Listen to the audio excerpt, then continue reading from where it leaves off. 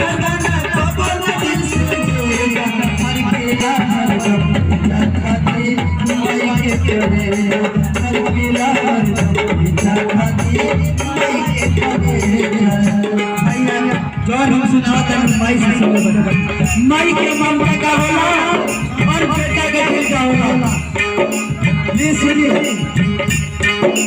ध्यान से सुन लो भाई बेटा के कहानी मन मोहब्बत के राजन करके भैया सदा भैया जब लड़का के सोचा के लड़की से प्यार हो तो लड़की सोच लगौली हमसे इतना प्यार